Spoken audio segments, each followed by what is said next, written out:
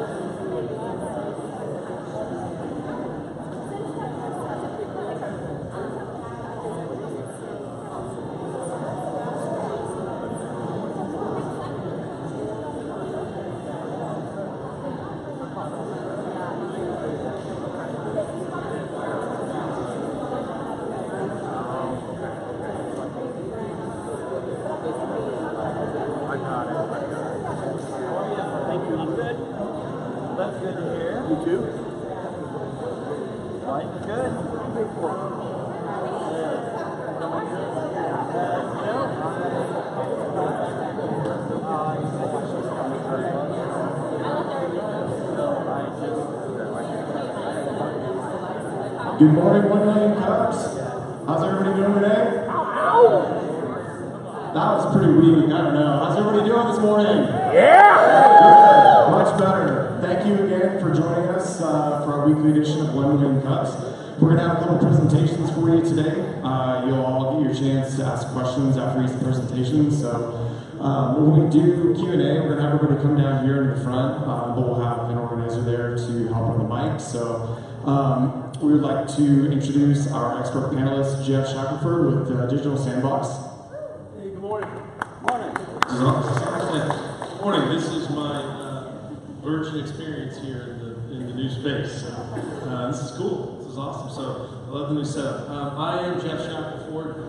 I'm a walking billboard for Digital Sandbox, proof of concept program for very early stage entrepreneurs, trying to help you get from an idea, concept, to a working prototype, to some beta customers, and get ready to raise some money, go create jobs, and new business starts in Kansas City. So I guess I'm flying solo today, which is probably scary for everybody else.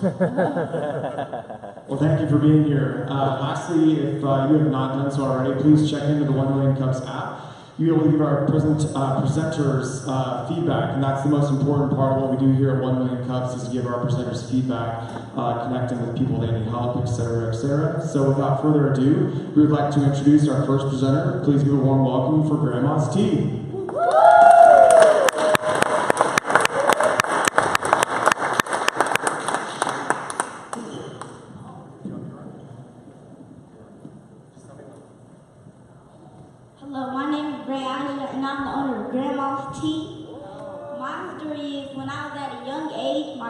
She gave me tea, and my mom has her own business, so I thought, that looks cool. I want one of those. So we brainstormed and thought about a business, and we thought about tea. And we named our business Grandma's Tea. Oh my God. So the problem I see in this industry is not enough people know the benefits of tea versus other drinks. I have grown to love herbal tea. In Middle East and Asia, herbal tea is used as an alternative to medicine.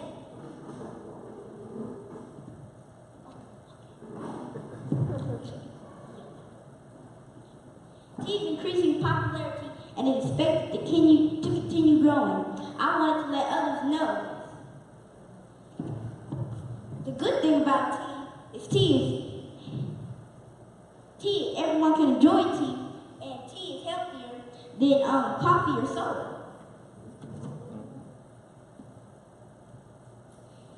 Our strength. We're focusing on the younger audience knowing the benefits of tea. What we consider our weakness at the moment is we're not globally recognized. We plan to keep our prices reasonable for our consumers.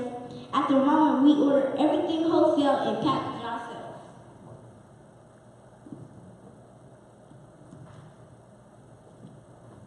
Our next step is to have everything privately labeled and eventually have our own tea house.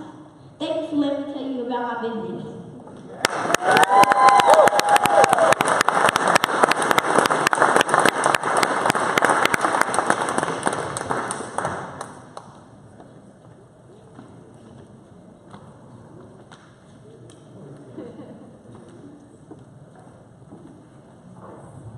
How old are you? 9. Is that third grade? Fourth. Fourth grade. Where do you go to school? I go to school at Santa Fe Elementary. All right. Did you get some help from your teachers and other students? And no. Yeah, today's the first day of school. Good answer. How'd you feel about the first day of school? Well, you're not even at school. This is great. You get to miss the first day. First of all, awesome job. Just to have the guts and the fortitude to stand up there and talk in front of a bunch of adults who 99% of them out there won't ever start a business and go after it. So you're in that 1%. So how did you even get the idea to turn this? You love tea, it tasted great, you just thought, I'm going to start a business? And then you just said, I'm going to do it. So how are things going so far? Great. Good. Who's your biggest helper? My mom. All right. Well, I won't monopolize the time. Why don't we you want to ask some questions, or let you guys ask her some questions? So everyone who wants to ask questions, if you could line up facing in front of those chairs there, just so we don't block people. Whenever you want to head up to the front, we'll have someone help you with the microphone. But I do have a question. So when you started this business, what were the first steps? I know there are some younger people here. How would you help them start their own business if they have an idea? What are the first steps that you took? Well, mostly the first step that I took is getting my business out there. Well, mostly from social media. So are most of your customers people that you know and friends and just people that you've had in your life for a while? Not really. Most of the customers I already know. Oh, that's awesome. So how are those people finding you and hearing about you? What is your largest or your best way to reach people? Are you on Facebook? Yeah, Facebook. Okay, cool. That's awesome. I think we have a question over there for you. So congratulations on your business. So you said you needed to get out there. Can you tell us a little bit more about how you're getting out there? Meaning, how are you selling it? Do you have a storefront? Do you have a little stand in front of your house? Are you selling a mail order online? Yes, we sell it online too. We have our own website. And do you have a store? You don't have a store. Okay. So did you tell us what the website is on the slide? Is it on there? Okay. So before you leave, you might want to tell us, what did somebody see it? Yeah, it's grandmastea.com. Oh, okay. That's easy. I'll remember that. All right. Thank you and congratulations. How long is it that you've been doing this? For 4 months. So, in round numbers, like to the nearest million, what kind of sales do you have? I have mostly people buy all of the flavors. Can you tell us how much you sold? I've sold near or over 100. What's your favorite flavor of tea? Very. Oh, that sounds amazing. I'm going to have to get some of that. Do we have another question over there? Good morning, how are you? Good morning. It's an impressive presentation. You ought to be proud of yourself. Two-part question. Part number one, what has your school, your elementary school, done during the day to help you become a business owner? And number two, what could they do? What would you like to see in your school day that could accelerate this process for you? That's a wonderful kind of learning. Well, when I was in 3rd grade, I had a teacher. Her name is Miss Dyson, and my mom, she came to the store in school and wanted to start an entrepreneur club. That's cool. Did you start with Well, we just started this year. That's amazing. That's awesome that your mom wanted to take that initiative for you. What else can they do? What else can the school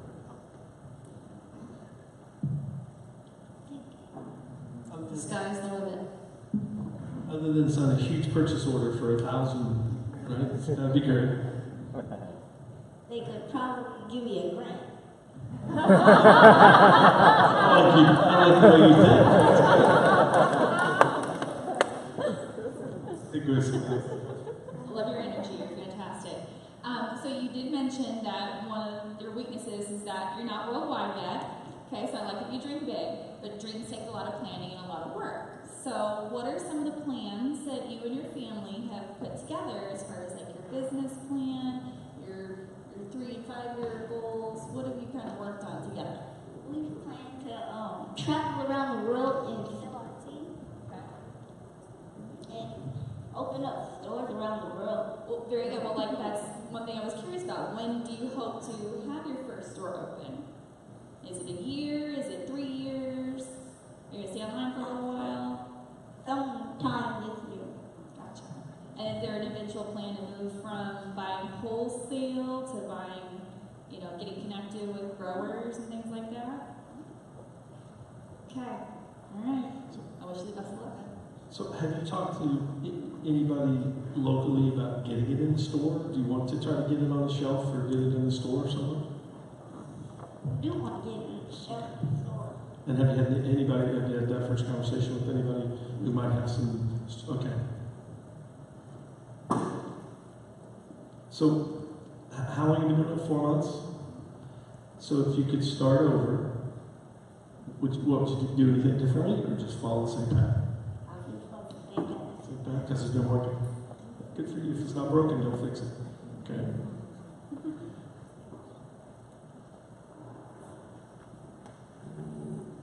Got one more coming.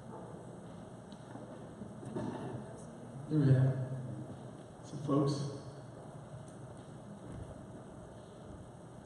Hi. I just wanted to ask you, what advice would you give someone, maybe someone in the audience that wants to start their own business, but maybe they're afraid to do so or they don't know how? What kind of advice would you give them? I would give them advice of probably just going for it. Has there ever been a time when you were afraid that maybe you would fail, and how did you get past that? I don't think, I just always stay happy.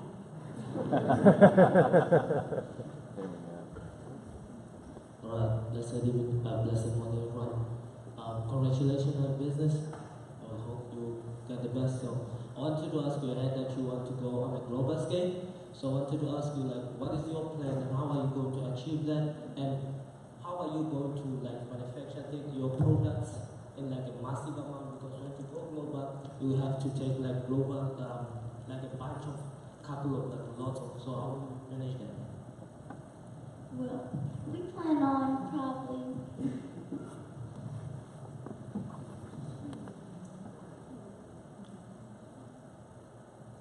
This is when you say it's a work in progress. It's a work in progress.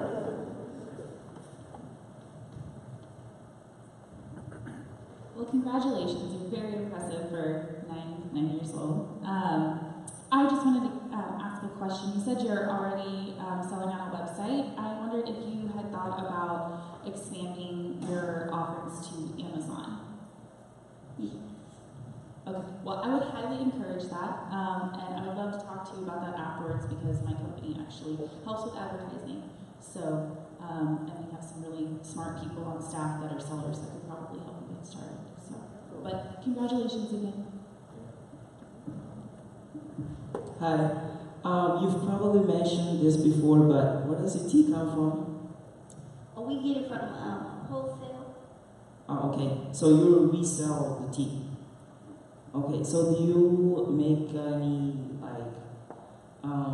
changes or make it different? Is there any difference between the tea from the wholesale and your tea? Okay. So have you thought? Besides, we bag it and pack it. Oh, okay. So have you thought of, so you sell the tea and you sell the tea bags, not the actual tea, not the actual drink. You have to make the drink yourself. Oh, okay. Okay. Thank you. Good job.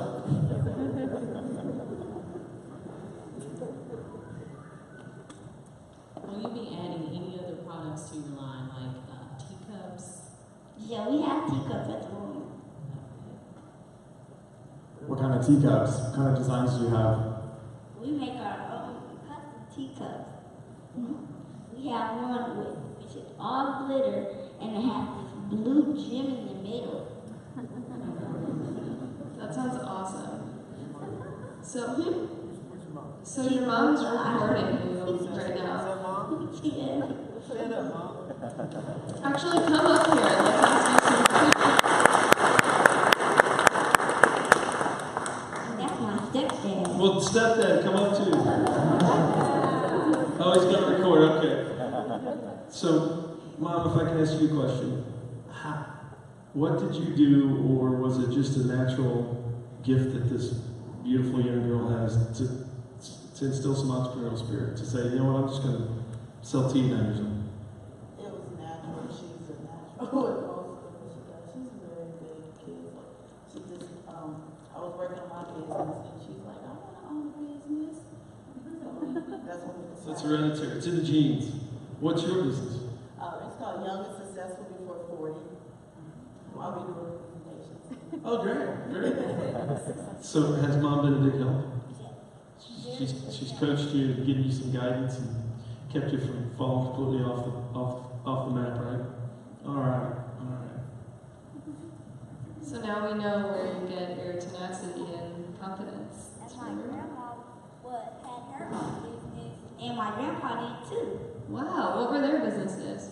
Well, I think didn't grandma own a daycare? And my grandpa he owned a sports bar. That is so cool. So you're just carrying on the legacy of entrepreneurship. That's great. Well, congratulations. I want to give her another round of applause. Can everybody?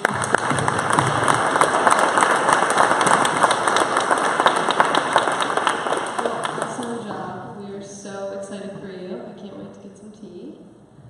And don't leave this on the question. All right. Well, thank you so much. Congratulations.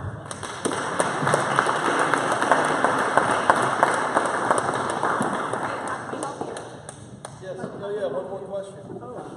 Oh, yes. Last question. So sorry, I forgot. How can we help you as a community? A grant. Great answer. We want to get a tea house. As a store? Like a store, sort of like place of like a coffee house. But tea house. We're gonna have different rooms with different designs, like modern design and 80 design. That sounds great. To throw different tea parties. Awesome.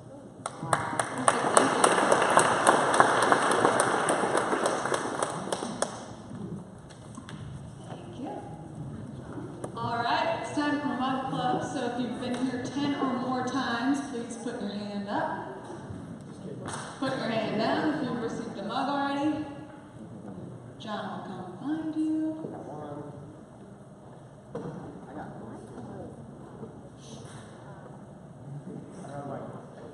Well, if you could tell us your name really loud and why you've come to 1 Million Cups.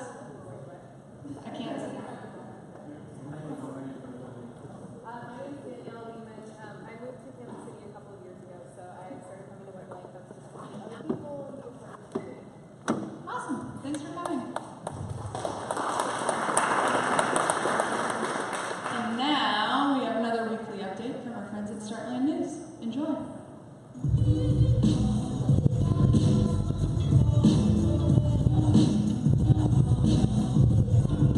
Hey everyone, Startland News reporter Austin Barnes here with your look at what's going on in the Kansas City startup community this week. From KC to Austin, Texas, local entrepreneur Donald Hawkins is temporarily taking his company CitySmart south. Hawkins and the company will soon take part in Austin's Quake Capital Accelerator. The CEO says several Austin-based investors have already helped push his product forward. He hopes to use some of what he learns in the accelerator program to attract homegrown investors when he returns to the metro toward the end of the year. Hawkins made the decision to go to Austin after the company was edged out to Techstars KC, his first choice when looking for an accelerator. The Department of Defense wants you and your ideas. The DOD and the Kansas Small Business Development Center will host a week-long October event called Encountering Innovation, giving entrepreneurs the chance to pitch their ideas to a panel of retired military officers known as Tech Scouts, contracted by the government to find new technology that can help defend the country. 63 people will be selected from a pool of applicants to make their pitch. Last but not least, the Kansas City Startup Foundation and your very own Startland News team have relocated after the Village Square co-working space closed shop last week. You can now find us at FlexPod Crossroads. And that's just about everything you need to know for this week, but as always, you can find more on these stories and other innovation news from all around Kansas City by visiting startlandnews.com or by connecting with us on Facebook. Awesome. Can we give them a round of applause? That's so cool. All right, does Kyle have an announcement? Yes. There he is. We couldn't find you. Good morning, everyone. So coming up in November is Global Entrepreneurship Week. Can you please raise your hand if you know Global Entrepreneurship Week? Awesome. For those of you who don't, it's a week-long celebration of entrepreneurship focused on international businesses and all the great things going on here in Kansas City. Same as we did last year, we are crowdsourcing events from the community. So if you would like to share your expertise with Kansas City's entrepreneurial community, please go to gewkc.org and submit your event. You'll see information there on the type of events we're looking for. Same as last year, FlexPod Westport Commons, where we are right now, is going to be HQ. So if you have an event, you have the opportunity to have free space, plenty of amenities, and also some marketing. So please go to gewkc.org and submit your events now for the Global Entrepreneurship Week, which is coming up in November. Thanks, guys. And if I can jump in, I should have mentioned earlier, sorry. If you don't have anything to do this afternoon, and you want to hear from, I think we got 4 on the panel. We're doing our Summer in the Sand, second of 4 that we do every summer. How to grow your team. So we've got 4 founders from early stage companies to talk about that. How do you find talent? When should I even start thinking about growing a team and so on? Some of the best and brightest there at 2:30 at the Sprint Accelerator, open to anybody. We're at 2:30 to about 3:30, and you'll hear from those folks on the challenges of building a team and growing a business. So, Awesome. Thank you. All right. If you can help me give me a warm welcome to Clayton Mooney with KinoSol.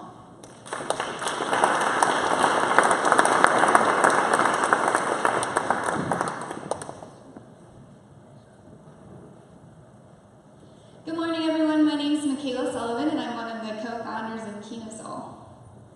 So KinoSol started out on a mission to tackle the issue of global food waste. Around the world, 1/3 of the food we produce goes to waste. And oftentimes here in the US, it's the food that we didn't manage to finish eating off of our plates, or those fruits and vegetables that we're throwing out at the end of the week. But in a lot of developing countries and for small-scale farmers, food waste is occurring on the producer level. So a lot of farmers are trying to combat this issue. So they might be using traditional methods to dry their foods, so laying it out on a tarp or the dirt ground. But when we started researching, we found that this method and this solution wasn't something that was as viable as we had hoped. So oftentimes, this method, it takes 3 to 7 days for them to dry their food, and they're losing upwards of 50% because everything's exposed to the elements.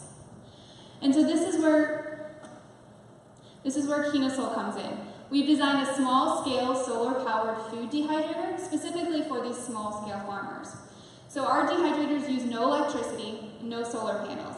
They use just the sun's energy, allowing you to dry fruits, vegetables, grains, insects, herbs and spices, and even small fish in a clean and natural way. Our products require no tools for assembly, so they can be used in some of the most remote locations around the world. When we started back in September of 2014, it was just a concept. We went through a lot of prototyping where we started out building our designs from friends and family's wood shops and garages. We entered numerous business plan competitions, which gave us the funding to actually continue developing our product and get it out there. We then started partnering with a lot of churches and aid organizations that were based here in the US, but did mission work abroad.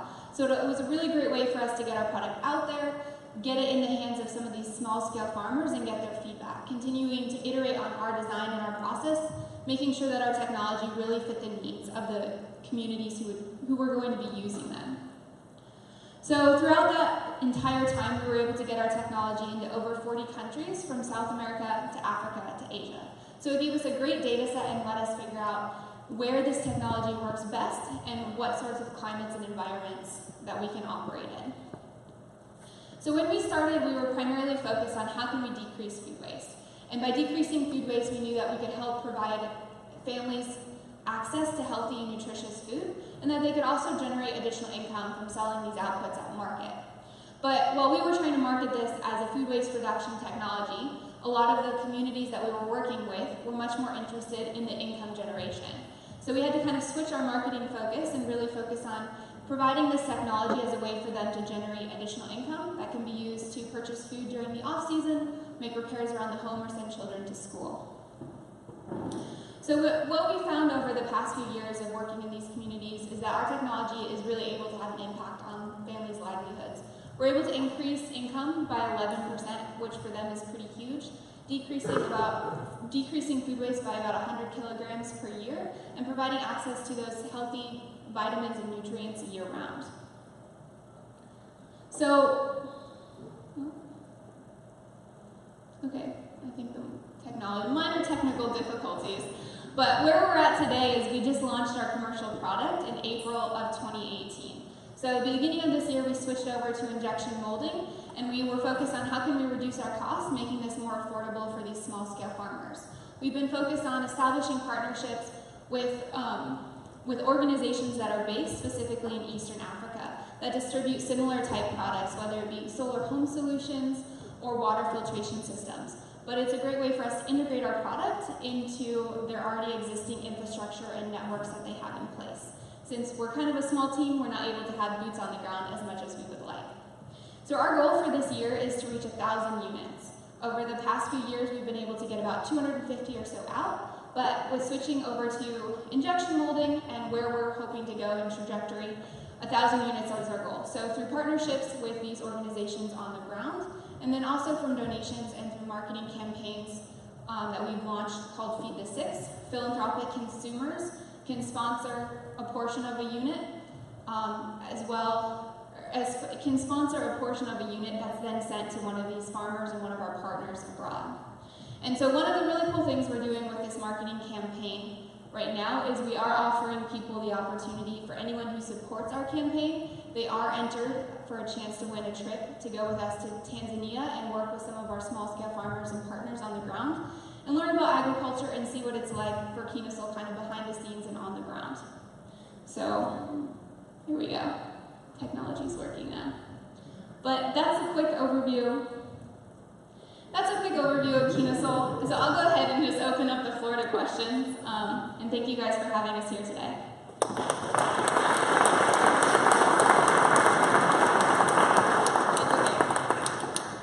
Okay, great example of why, if you depend on technology to make your presentation, you need to be prepared when the technology doesn't work. And she kept going and didn't miss a beat, so I applaud you very well. Very much on that. And I also advise everyone, don't put a live demonstration in your presentation because it never works when you're willing. So, and also I applaud that your product works without technology. It does. So, where did the idea come from? What was the genesis of it? Yeah. You sit around one day and thought. Yeah, so I had done quite a bit of travel abroad, and I had the chance to go to a couple of different developing countries and see kind of the livelihoods that we live and the livelihoods that they live in, and just understand that things weren't equal. And so it was my sophomore year, an opportunity came about to enter this global business plan competition that was focused on how do we feed our growing population. And so reaching out to a couple other students on campus, we decided to form a team, and that's really where it got started. We built upon our previous travels abroad, understanding this issue for small-scale farmers, where they're spending so much time in the field, but so much of what they're producing is going to waste. And are you a for-profit business, or are you? Yeah, so we are a specific benefit corporation, so we're for-profit, but we're legally bound by our mission to help decrease food waste. And then have you looked into it all? Grant funding? There's a lot of programs that probably would be interested in what you're trying to do. So we've gotten a couple of grants from some churches and stuff, but we haven't explored grants probably as much as we should. So I'm definitely interested in if you guys have any connections or recommendations. Yeah, I would tell you, the Small Business Technology Development Center, better known as SBTDC, they do one-on-one coaching, and they have a real breadth of understanding of all the grant opportunities, and I think there would be several that you could probably tap into. Thank you. Do you know the folks at water.org? I do not. Because that would be a great introduction as well. Okay.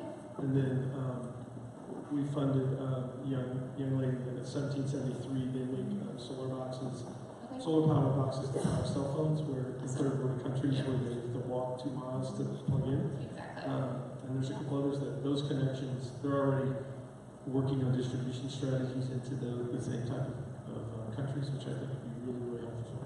Awesome. And before I forget, could you incorporate tea into your product? And Yeah. Global, and that's how, Exactly. that's how it works, right? We actually have quite a few farmers that dry tea leaves with the technology. So. Well, I won't monopolize all the time.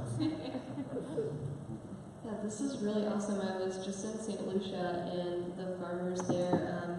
So a little history with St. Lucia, their biggest crop is bananas, but we get most of our bananas from Mexico, so their economy has been hurting a lot from that. So this would really help. I noticed the driver that I had that was taking me through, he knew everyone, and we stopped everywhere, and everyone is friends with everyone, and if they had this technology, it would spread. So, not even technology, this thing that they could use with ease. So how are you looking at growing this to other communities? I know you started in certain places, but what does it look like for the next couple of years? Yeah, so right now we're focused on starting in Eastern Africa. So really looking at Tanzania, Uganda, Kenya. We've got quite a few partners on the ground, and their climate's pretty ideal for our technology, and there is a push towards reducing food waste there. And so how we typically operate is we set up partnerships with organizations that are already on the ground. They already have that infrastructure in place, they have the connections to all the farmers, they kind of know who's who. And so it's a great way for us by partnering with them. They can resell our technology through microfinance, making it affordable to the end user, but then it limits us having to be on the ground as much, just because as much as we would love to be there as much as possible, it's just not feasible all the time. So are there governmental issue regulations requirements that make it difficult, or did you find an in-country partner that bypasses that? So we haven't had a lot of issues with government regulations, but figuring out like customs and logistics and getting our product from here in the U.S. halfway across the world has definitely been an interesting challenge. And then did you guys do crowdfunding at all? We actually did do a Kickstarter campaign a while back, but it was actually focused on our domestic dehydrator. So we are working on one that is designed to tackle the issue of consumer food waste. So here in the U.S., people who want to save those fruits at the end of the week, they can dry them. So we're hoping to have that product available next year. And did you say you developed this while you were on campus? Did you say what school? No, so I went to Iowa State University up in Ames, Iowa. Well, as a Jayhawk, we will hold that against you. Okay. Do we have questions? Yeah. You ready? Otherwise, I'll just sit and talk to you. Yeah, anyone who has a question, if you want to come down, John will help you with the microphone. My question is, how did you come up with your prototype? Yeah, so prototyping was something that was really interesting. So none of us were engineers and none of us were food scientists, so we were trying to build a product that we really didn't know how to go about doing it. So we had a lot of help from friends and families who had wood shops, they had experience constructing things, and then we also had a lot of help from the university, their engineering department, so lots of resources that you can tap into. One question and one suggestion. With the production, where are you actually making your product? Yeah, so we have a manufacturing partner based in Ottumwa, Iowa, so southeastern Iowa, for our injection molding, and then we ship the product overseas.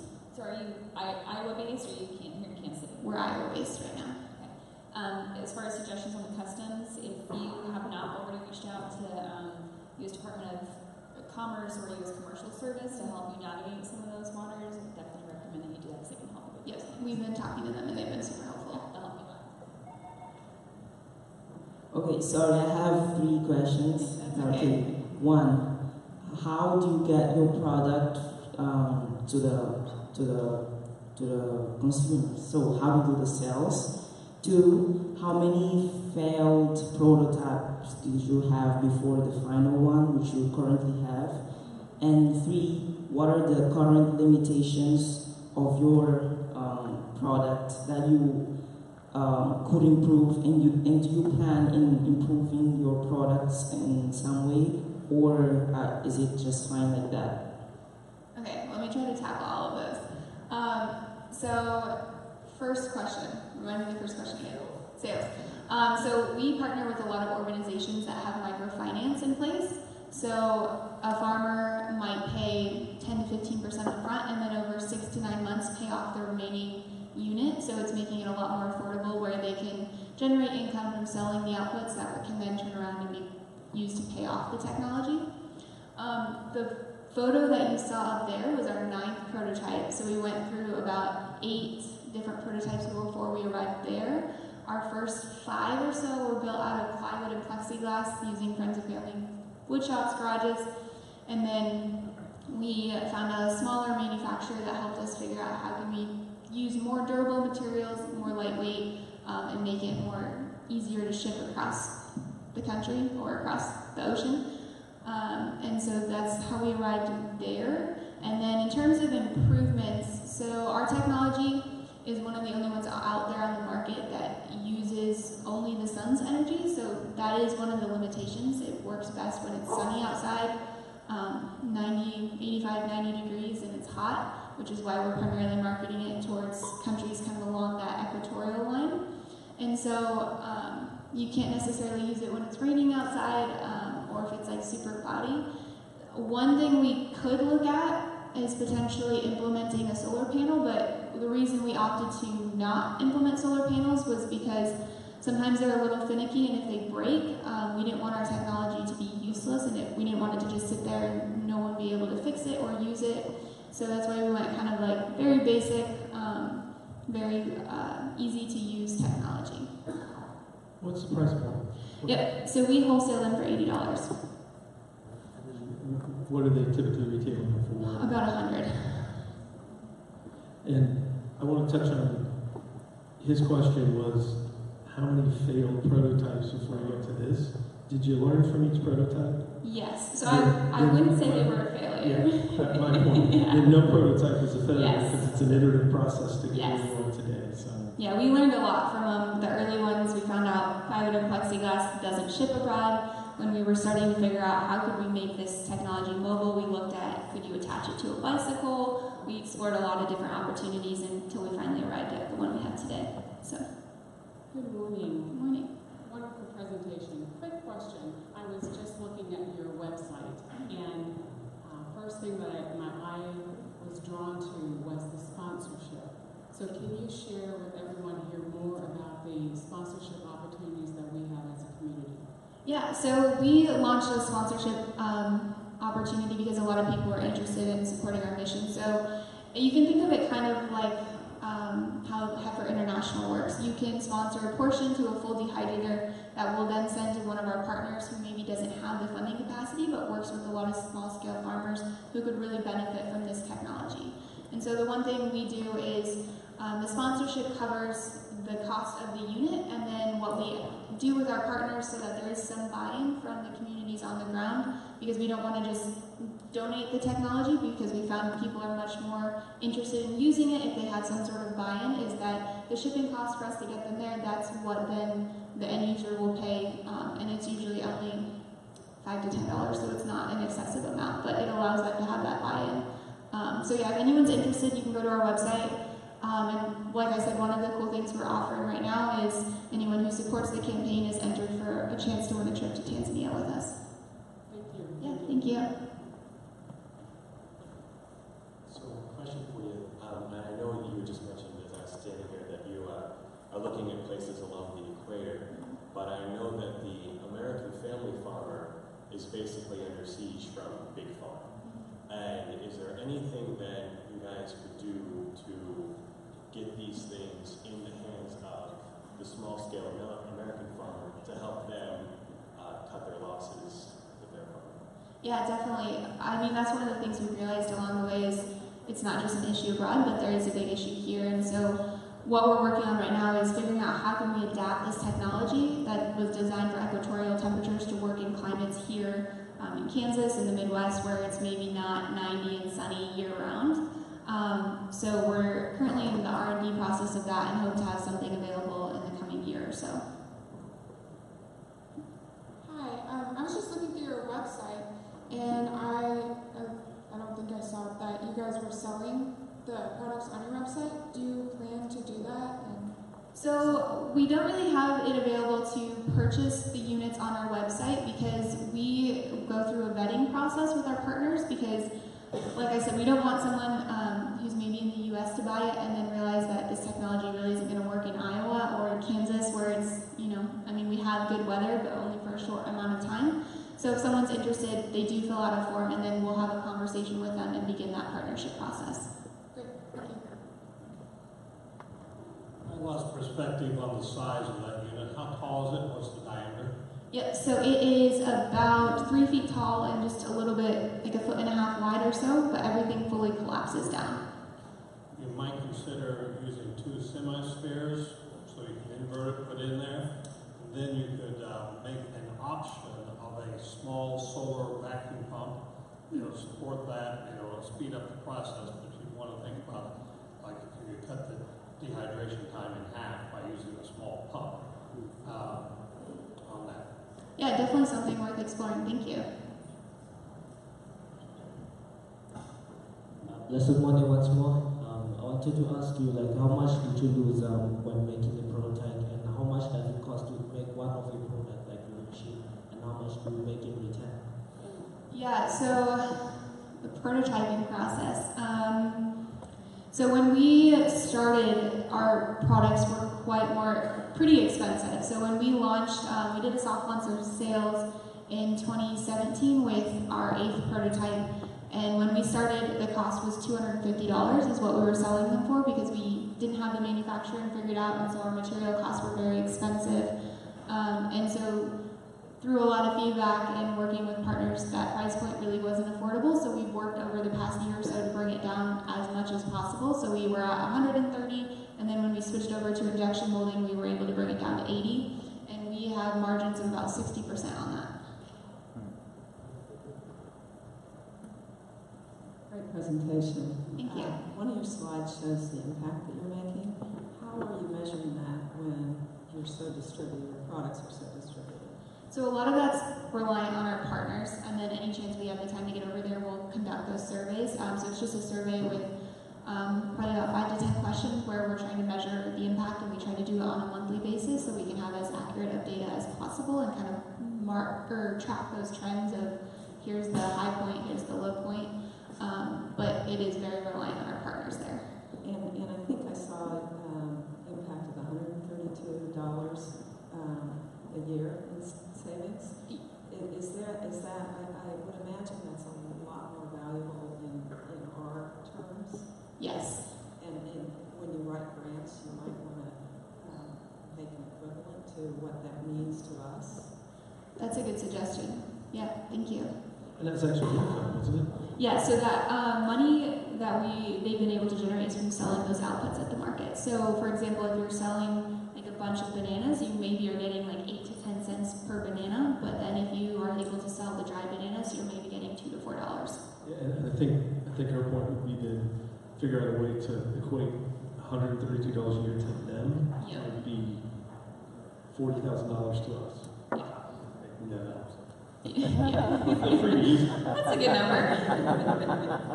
You touched on it briefly earlier, talking about you didn't want to go with solar power because if something happens to the panel, then it's useless. Do you have anything in the works, or have you considered both, like having a plug-in and a solar option where they can use solar first, and if that breaks, then they have a backup? Have you considered anything like that? We haven't. We did some testing with some solar panels to see if it would really speed up the process, looking at putting a small solar fan in them. And what we found is it didn't really significantly increase the process. So typically it takes about a day for the dehydrator to fully dry the inputs. And so the solar panel and fan only sped it up by maybe like an hour or two. So in terms of like cost, what it would cost, it wasn't worth the savings. And so we might look at it for maybe the domestic unit, but we kind of like that niche market of it really is completely sustainable, and so you're reducing your environmental impact not only through reducing the amount of food you're wasting, but you're not creating an additional carbon footprint by using a technology that you have to plug in. So. Thank you so much for your presentation today. Your business is awesome. Can you share a little bit more of your personal story? Where did you come from? What do your days look like? What's this business mean to you? Where are you headed? That sort of stuff. She's from Iowa. How long can this take? Careful, Jeff. She's got an Iowa friend over here. That was too easy. Yeah, so I was actually born here in Kansas, in Emporia. Now we're getting interesting. We moved to Iowa when I was 1. I started doing traveling when I was pretty young. My grandparents took me to Mexico when I was about 10, so that was kind of my first experience with a developing country. Kind of piqued my interest in this food security, and then I went on to study kind of like international development, global economics at Iowa State University, and really understood kind of the challenges some of these small-scale farmers face, and then decided I didn't want to just go out and get a job, but I wanted to work on something I was passionate about, and so that led to kind of co-founding KinoSol, and then when I graduated about a year ago, it was like, okay, this is the time to make that step and transition full-time into the business. And so day-to-day stuff, it's a lot of early mornings, 8-hour time difference between here and Africa. So it's a lot of Skype calls with partners, checking in. We try to get over there as much as possible and work with our partners on the ground. But yeah, I guess that's a little bit about my background. So when you say we, can you? Yeah, so there are, we've got a team of 3 right now. 2 of us are graduated and working on the business full-time. 1 is part-time, but she's still in school. And you mentioned you used some help from the engineering students at Iowa State. Yeah, so we were fortunate enough to have a couple of capstone projects that were able to help us with figuring out the manufacturing side and how can we redesign and scale the technology to manufacture it. And then we did a lot of work with the food science department. They were able to do a shelf life study for us to determine, so our dried outputs, if you are storing them in the storage bags that we send with them, you get a 6-month shelf life on the product, which is pretty great for a lot of the farmers. It gets you from harvest season to harvest season. And none of that, no licensing from the university you were required. Did you have any complaint? So we were all undergrads, so we retained 100% of the IP. We do have quite a bit of faculty that are advisors. If we have our questions, we can reach out to them, but yeah. Yeah, great job. I truly admire what it must take, passion, grit, and courage to step out and tackle world hunger, or at least do a small part. But can you talk about, it sounds like you've come up with a very specific solution to a very, very broad problem. Can you maybe talk about the early days and sort of how you approached, solving this problem and how you actually narrowed in on this sort of being a very specific one area that we can solve? Yeah, definitely. So when we started doing a lot of research on understanding the issues of global food waste, we found, like I said, a lot of farmers were already drying, but a lot of it is focused on kind of grains and beans.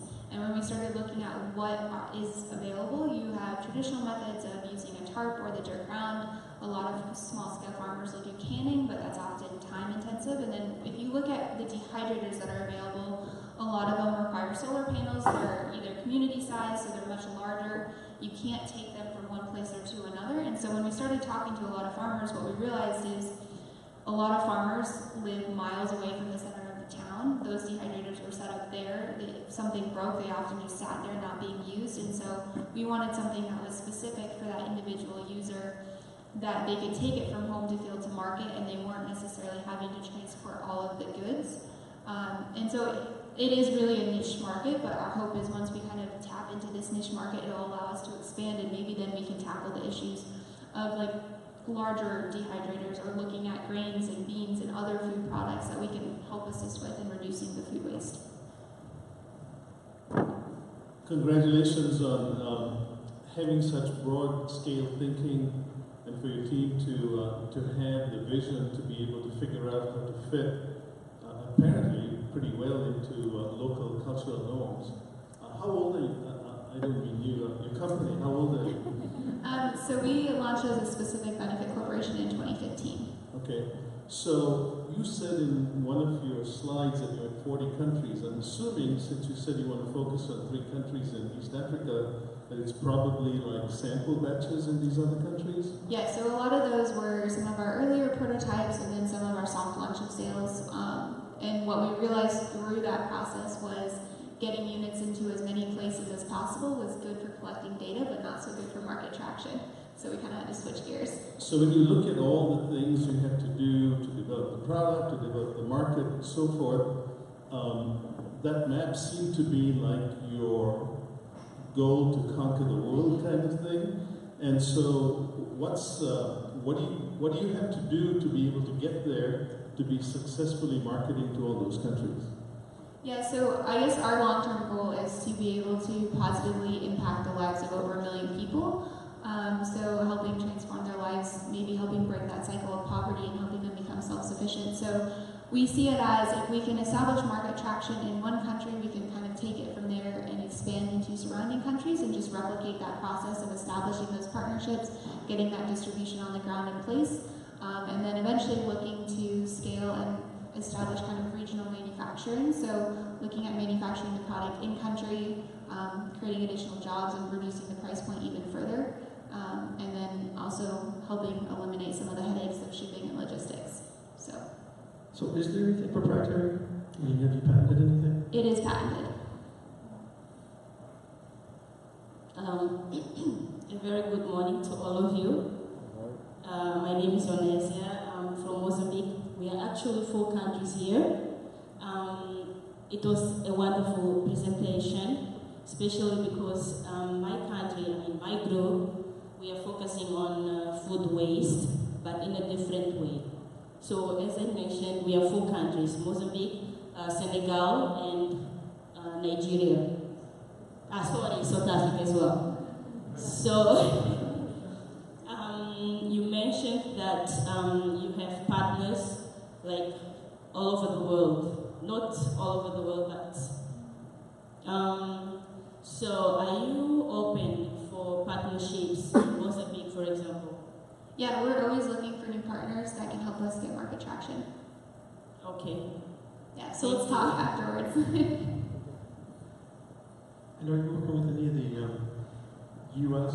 agencies that can help you with forming those partnerships and exporting to those countries and so on? So we worked a bit with the Iowa Economic Development Authority. They've done some trade missions overseas and helped us line up meetings with some of those partners, and then we've done some with the U.S. Commercial Export Services as well. So yeah, trying to tap into as many options as possible. Because there are several that are specific, a subset of an agency will look at Africa or there. Definitely. Hey there, I want to second what the other guy said about the American small farms. I think that's a great idea. And then secondly, where's the name from? Where'd your name come from? Yeah, so KinoSol came from Kino because we wanted our technology to be mobile, so kinetic, and then Sol for the sun. Sweet, thank you. Yeah, so Feed the Six is the current marketing campaign that we have going on. So each one of our dehydrators feeds an average family of about 6 people. So that's kind of where the name comes from. One dehydrator can support 6 people. Final question, what can we as a community do to help you? Yeah, like I said, we're always looking for partnerships, and then if anyone's interested in sponsoring a unit, you get your name entered for a trip to Tanzania. So. Well, thanks for being here, Michaela. Thank you for having me.